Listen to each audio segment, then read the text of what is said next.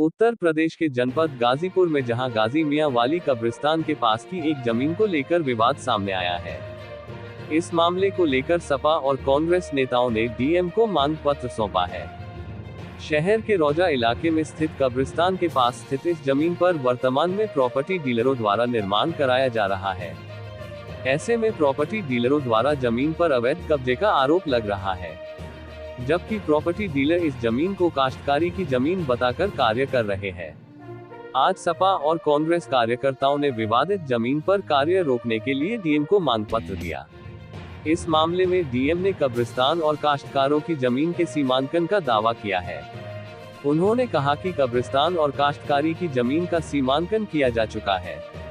ऐसे में वक्फ बोर्ड से भी पत्राचार कर इस जमीन के मालिकाना हक के बाबत पता किया जा रहा है। देखिए, जनता की समस्याओं को लेकर हम लोग जो भी बुनियादी समस्याएं हैं, जिला अधिकारी और पुलिस अधीक्षक महोदय के यहाँ हम लोग जाकर जनता की समस्याओं को बताने का काम करते हैं। उस तारतम्य में आज हम सभी लोग थे। हमारे कम्युनिस्ट पार्टी के प्रदेश के नेता हैं अमेरिका यादव जी, भाकपा माले के सचकांत कुशवाहा जी, श्री ईश्वरी प्रसाद कुशवाहा जी जो भाकपा माले के राज्य कमेटी के सदस्य हैं, और ये नगर अध्यक्ष कांग्रेस पार्टी के श्री संदीप शर्मा जी, विश्वकर्मा जी, माननीय विधायक जी के नेतृत्व में एक प्रतिनिधिमंडल यहाँ पर आया। मैं गोपाल यादव, जिला अध्यक्ष समाजवादी पार्टी। आज हम लोग यहाँ पर उपस्थित थे कुछ समस्याओं को लेकर जो जनपद में हैं। रौजा पर कब्रिस्तान की ज़मीन है, जिस पर कब्रिस्तान का प्रयोग करने वाले लोग आए। उन लोगों ने कहा कि ये ज़मीन कुछ लोगों के द्वारा कब्जा की जा रही है। तो हम लोग जिलाधिकारी महोदय के यहाँ उसके कागजात और एप्लीकेशन देकर हम लोगों ने कहा कि इसकी जांच करा लीजिए। अगर कब्रिस्तान और वक्फ बोर्ड की ज़मीन है तो इस पर कोई कब्जा न करे। वो ज़मीन तो सरकारी है, जिलाधिकारी महोदय उसके अध्यक्ष हैं, तो प्रॉपर्टी आपकी है, उसको संरक्षित रखना जरूरी है। उन्होंने आश्वासन दिया कि जो नंबर दर्ज हैं, जो इंतखाब में दिखाई दे रहे हैं, हम वक्फ बोर्ड से और अधिकारियों से हम इसकी रिपोर्ट मंगा लेते हैं। अगर ये वक्फ बोर्ड की ज़मीन है, कब्रिस्तान की ज़मीन है, तो ये खाली रहेगी, उस पर कोई कब्जा नहीं करेगा। विभाग ने उस पर लिख कर दे दिया कि जो नंबर की बात हो रही है वो नंबर जो वक्फ बोर्ड की ज़मीन नहीं है। ये अल्पसंख्यक विभाग ने जो रिपोर्ट दिया, एक मुकदमे में सीआरओ साहब के यहाँ जो चल रहा था उसको दिखाया गया। जो 91 का गजेटियर है उसमें वो दर्ज नहीं था, लेकिन उसके पहले अभी 2025 में जो उसकी खतौनी ये लोग लिए हैं उसमें वो नंबर भी दर्ज है, और तमाम ऐसे नंबर जिसमें कब्रिस्तान है वो सारे नंबर दर्ज हैं।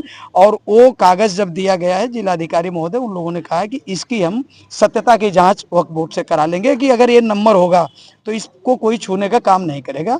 और उस आश्वासन के साथ हम सब लोग जो उसकी देखरेख करने वाले हैं, शहर के लोग थे और माननीय विधायक जी और हमारे सम्मानित नेतागण जो साथ गए थे, हम लोग बाहर आए हैं। हम लोगों ने विश्वास जताया है कि ठीक है, जिलाधिकारी महोदय ने आश्वासन दिया है तो इस काम को करेंगे। अभी वहाँ पर यथास्थिति कायम है। अब कोई नया काम, अभी कुछ लोग उस पर वो काम कर रहे थे, शायद वो रुक गया है जो बताया गया प्रशासन के द्वारा।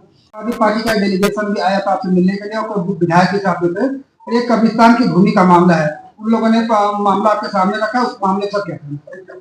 कब्रिस्तान की भूमि का मामले में ये था कि कुछ लोगों के द्वारा ये कहा गया कि ये वक्फ की भूमि है, और वक्फ की भूमि का जो अभिलेख वगैरह देखा गया, अभी तक वर्तमान में ऐसा कोई भूमि का अभिलेख प्राप्त नहीं हुआ था। और ये जो न्यायालय था, सीआरओ के न्यायालय से इसमें कोई एक डिसीजन आया। डिसीजन आने के बाद इसमें कब्रिस्तान की भूमि को बाकायदा अलग किया गया है, तो कब्रिस्तान इसमें कहीं भी प्रभावित नहीं है, और कुछ उसमें निजी काश्तकार भी थे। अब उसके बाद जब ये न्यायालय का फैसला आया, उसके बाद ये आपत्ति उठाई गई कि भाई ये तो वक्फ की भूमि है। अब वक्फ की भूमि का भी कोई पुराना रिकॉर्ड उन्होंने प्रस्तुत किया है, तो उसके संबंध में हमने यही कहा है कि हम वक्फ की भूमि के लिए एक बार यहाँ से पत्राचार करते हुए एक बार कंफर्म करेंगे क्या ये वक्फ की भूमि है कि नहीं। इसके लिए वक्फ बोर्ड से हम लोग पत्राचार करेंगे। दूसरा, इसी बिंदु में एक और मामला जो है एसडीएम कोर्ट में चल रहा था, एसडीएम सदर कोर्ट में, और वहां से स्थगन आदेश प्राप्त है। तो वर्तमान की स्थिति यही है। मेरा नाम काजी फरीद आलम है और मैं इस प्रश्नगत जो मामला चल रहा है बाग रौजा गाजी मियां वक्फ नंबर 119 गाजीपुर, मैं उस वक्फ द्वारा अपॉइंटेड समिति का अध्यक्ष हूं।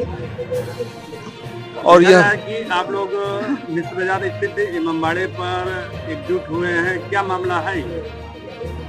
मामला ये है कि जो प्रकरण चल रहा है इस कब्रिस्तान के, जो मैं बात कर रहा हूँ 119 नंबर, वक्फ नंबर 119 का, उस प्रकरण में हमने सर्वदलीय बैठक बुलाई थी, क्योंकि हम लोगों ने प्रशासन तक जहाँ तक जाना था हम लोग गए और हर द्वार को मैंने खटखटाया, हर द्वार पे मैंने अपनी गुहार लगाई और हमारे लोगों ने लगाई, सब लोग गए। लेकिन हमें लगा कि कहीं जो है वो इंसाफ की गली हमारे ऊपर तंग कर दी गई है, हमको वो इंसाफ नहीं मिल रहा है जो हमें मिलना चाहिए और कब्रिस्तान दिन दहाड़े लूटी जा रही है। तो इसके लिए मैं हर द्वार मैंने खटखटाया, प्रशासन के हर जगह पर गया, लेकिन वहाँ से कोई सहायता नहीं मिल रही है। इसलिए हमने सर्वदलीय बैठक बुलाई सभी लोगों की कि उनके बीच में मैं अपनी बात को रखूंगा कि प्रकरण वास्तव में क्या है और ऐसे में हमें किस दिशा पे चलना चाहिए।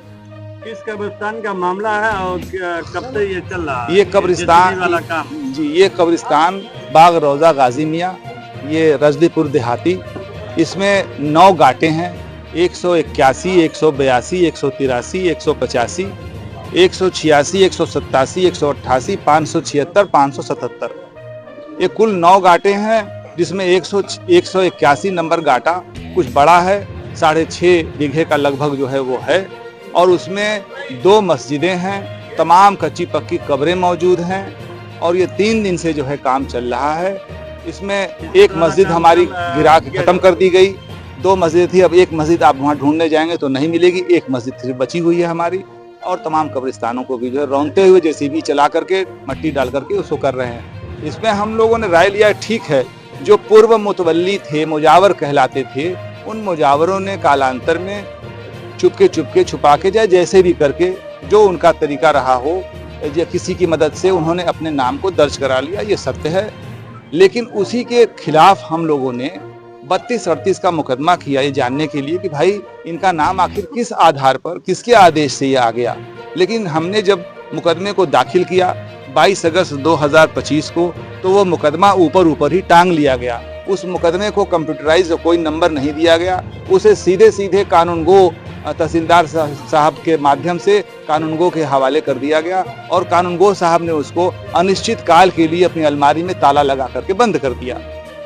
अनेक बार उनके पास हम लोग गए, उनसे अनुनय विनय किया कि भाई इस पे आप जो भी आपको कहना है, आप इस पे कोई अपनी रिपोर्ट लगा दें ताकि हमारा ये मुकदमा कायम हो जाए। लेकिन उन्होंने SDM साहब को भी मैंने दरखास्त लगा उनके खिलाफ, कल मैंने DM साहब को भी दरखास्त दिया है और उसमें यह बात को लिखी है कि कैलाश सिंह का व्यवहार जो है वह बिल्कुल जो है प्रशासनिक कार्यों के और जो इंसाफ का नज़रिया है उसके बिल्कुल खिलाफ है, और वो जो है अपनी उस फाइल को दबा करके अपने यहाँ रखे हुए हैं। अब किसके लिए रखे हैं मैं नहीं जानता, और उन्होंने आज तक रिपोर्ट नहीं दी, जिससे हमारा 32-38 का मुकदमा आज तक कायम नहीं हुआ। और उसका लाभ उठाते हुए 32 फाट बिलक का मुकदमा जो भूमदरी के आधार पर डिसाइड होता है, वह भी गलत आधार लेते हुए, क्योंकि उन्होंने उसमें कहा कि वह ये जिला अल्पसंख्यक कल्याण अधिकारी से उन्होंने एक रिपोर्ट मंगाई मई की, और उसमें ये कहा उन्होंने कि हमारे यहाँ गजट में नहीं, उन्होंने शब्द को सही इस्तेमाल किया, वो गजट में दर्ज नहीं है। लेकिन जब CRO साहब ने उसमें दिया अपना फैसला दिया तो उसमें लिख दिया कि ये वक्फ में संपत्ति दर्ज नहीं। बिल्कुल सन 91 का वो गजट है और सन 91 के गजट में वो दर्ज नहीं पाया जाएगा, क्योंकि वो संपत्ति 87 में ही दर्ज हो चुकी थी। उसके पूर्व का जो गजट है उसको देखना चाहिए था, और वक्फ में कोई संपत्ति दर्ज है या नहीं दर्ज है ये डिसाइड वक्फ बोर्ड करेगा। वहां से आख्या मांगनी चाहिए थी। उसके बाद हम लोगों ने लगातार उसके पेपर दिखाए, वक्फ बोर्ड के पेपर दिखाए। वक्फ बोर्ड के पेपर हैं सारे हमारे, ऑफिस मेमोरेंडम है जो हम नियुक्त किए गए हैं, और जो वक्फ की संपत्ति का रिकॉर्ड होता है जिसको इख्तिबास रजिस्टर की नकल कहते हैं, वो दिखाया, जो मैं सितंबर में जा करके लेकर के आया था, लेटेस्ट लाके लगाया था।